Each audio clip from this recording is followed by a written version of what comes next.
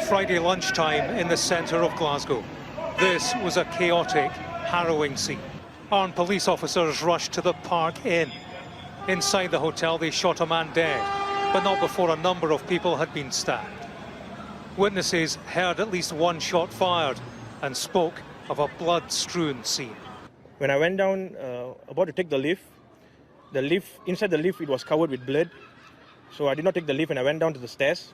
When I went down to the stairs, that's where I saw the whole reception area was covered with blood.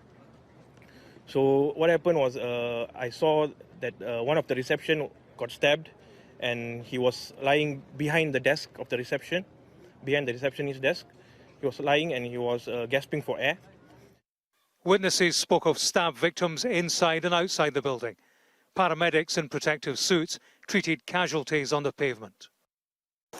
We kind of just heard everything and looked out the window and within a few minutes went downstairs to see what was actually happening.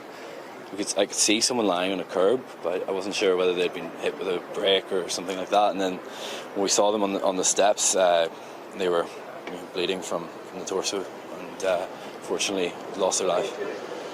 Police said the 6 people injured included a 42-year-old male police officer, taken to hospital with stab wounds and in a critical condition. As armed officers left the scene, Police Scotland ruled out terrorism as a factor and issued a statement on events inside the Park Inn and those involved.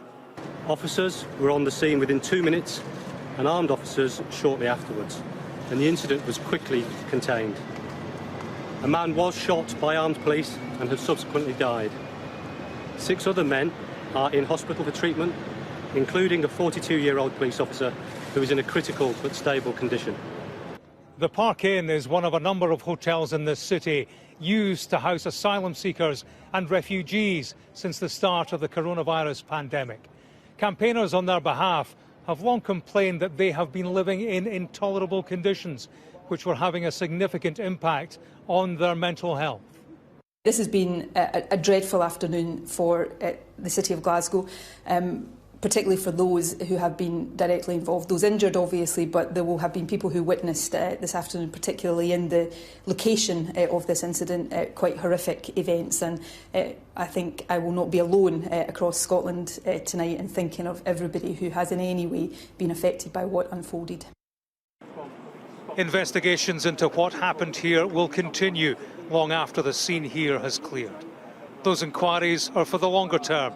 The more immediate concern is coming to terms with the carnage that unfolded on this city centre street.